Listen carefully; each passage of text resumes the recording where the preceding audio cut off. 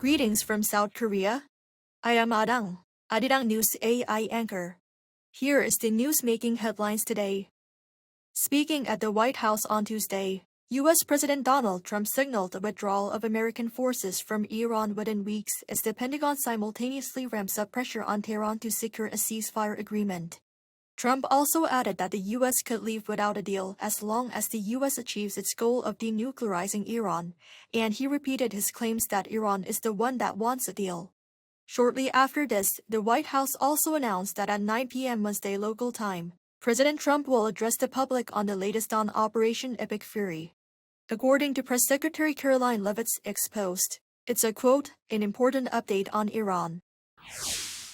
Pakistan and China have issued a 5-point joint initiative demanding an immediate ceasefire in the Gulf and a restoration of safe shipping through the Strait of Hormuz.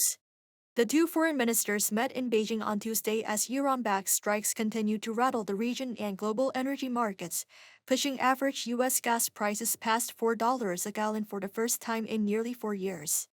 Meeting in Beijing, the two foreign ministers put forward a 5-point initiative, calling on every party to commit to diplomacy as the only path forward, protect civilians and civilian infrastructure, and respect the sovereignty of Iran and Gulf nations including Iran's peaceful nuclear facilities. Pakistan, which shares a 900-kilometer border with Iran, is emerging as a key mediator in the conflict, leveraging ties with both Washington and Tehran. China's Foreign Minister Wang Yi welcomed Pakistan's role, saying Beijing stands ready to help end the fighting and create an opening for peace talks. Tensions are rising between the United States and other NATO members as U.S. President Donald Trump pushes allies to support military action against Iran, but key partners are resisting. Several European countries have taken concrete steps to distance themselves from the conflict. Spain has closed its airspace to U.S. military aircraft, while Italy denied permission for American planes bound for the Middle East to land at a base in Sicily. Poland has also rejected U.S. suggestions to relocate its Patriot air defense systems, emphasizing that its current deployments are critical to national security. President Trump responded sharply on social media on Tuesday, criticizing allies for what he described as a lack of support.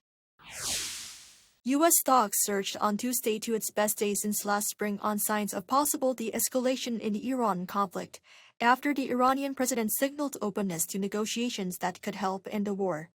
Markets were already higher after Donald Trump reportedly told administration officials that the conflict may end soon, without the need to reopen the Strait of Hormuz. The rally accelerated through the session, with the S&P 500 rising 2.9% for its largest gain since May.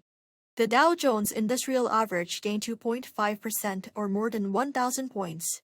The Nasdaq led the advance, jumping 3.8% as major tech stocks rallied.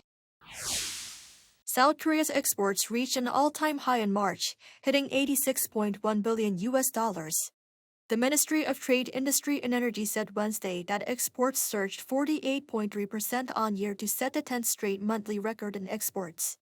This comes despite March being overshadowed by concerns over the conflict in the Middle East, which impacted the overall economy with rising crude oil prices.